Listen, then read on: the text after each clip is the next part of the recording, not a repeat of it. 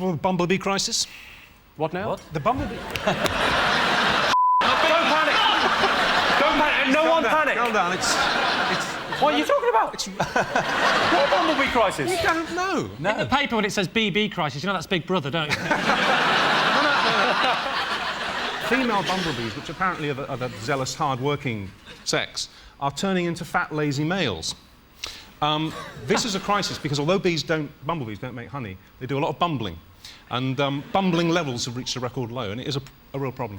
So what you're saying is there's a lot of lady bees turning into lady boys? Exactly. So bumblebees, you're saying, don't make honey? No. Right, they just bumble around. They just bumble, and neither do they sting. What do they do? Little fat, lazy Do they do anything? Am I dreaming, or is Richard Madeley talking about bees? So I can check if that's in the top 5. I don't think it probably is. Well, I think people have got to be talking about the shock horror news that Coldplay have been knocked off the #1 spot by... Jack Shearer. Crazy Frog. That's more annoying than the Crazy Frog. You don't have to pixelate her genitals, so... Chris Martin has said he wants to catch him and eat his legs. But he's never going to do it.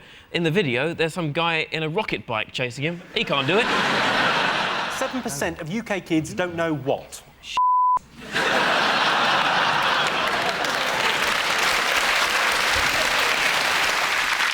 The correct way to prepare crack. That if they eat another chocolate biscuit, they'll turn into a chocolate biscuit. It is about food. What a carrot is.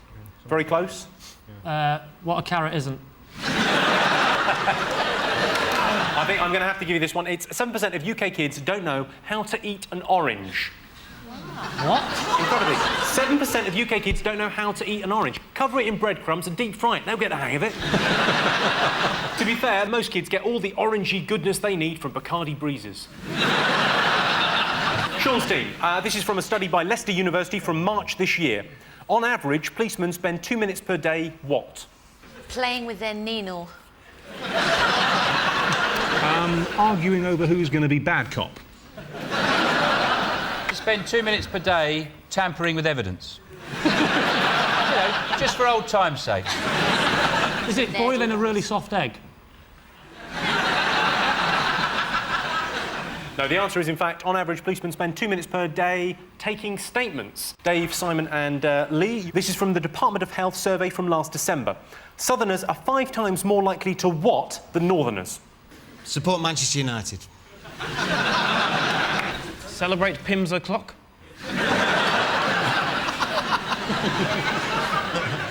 Book a flight from Gatwick.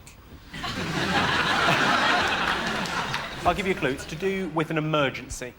5 times more likely to not have an emergency. It wasn't that much of a clue. Call an ambulance. You're absolutely right. It is dial 999. Yeah.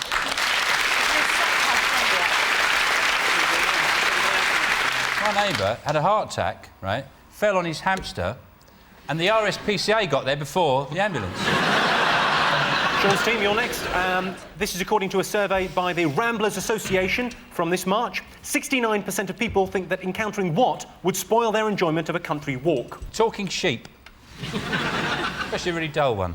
If a sheep could talk, it'd be quite boring, wouldn't it? You know, it's just been standing here all day. Bloody boring. Well, I did over there yesterday. Great. A badger the size of a horse. That sounded really rude, the way you said it. Oh, she had a badger the size of a horse. I keep forgetting Richard Madeley's there, and it's like a little surprise every 5 minutes. What would spoil a country walk? Come on, just think about it logically. A bull. The road. Electric pylon. Yeah, you're along the right. Motorway. Cars. Well, you're absolutely right. I'll give you that. It's vehicles. What? Dave, your team, next one's from the British Attitude Survey, December 2004. By the year 2015, half the world's population will what? Have been evicted from the Big Brother house. Will have had a go on Titmus. I've read the Da Vinci Code. Reading the Da Vinci Code is kind of along the same lines.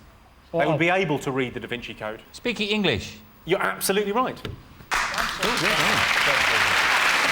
Sean, yours is the next one. From a survey by Surrey University featured in the Daily Mail in March, 17% of British women are kept awake each night by what? 17% of British men. Richard Madeley. Yeah, they're there tossing and turning. Is it ecstasy? I think it's a gentle but insistent prodding in their lower backs. Come on, it's quite an obvious one. The children. Is it snoring? You are absolutely 100% right. 17% of British women are kept awake by their partner snoring. If your partner does snore, one way you can deal with it is to gently roll them over. Do it 3 times, they're out the bed, problem solved. Most disappointing holiday destination? Leatherhead. Costa dell'Amitre. Lovely. Is it Dusseldorf? It's I not. always see, you know, the EasyJet have those flights on Ryanair to Dusseldorf. And you think, why would you want to go? If you say, I'm taking you on a romantic weekend, where to? Dusseldorf. I think it's anywhere where England's barmy army are when you get there. Spain especially, because I don't know if you've been there when there's been a football match on and they're all on the streets going, Championes, champion... And all the Spanish are going, that's mushrooms.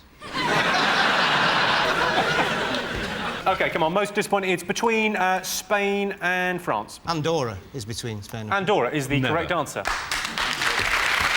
The most disappointing holiday destination. This is from a That's Life magazine survey from last year. Most frequently told lie.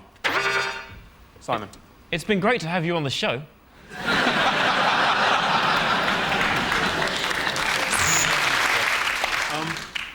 I must have downloaded it by accident.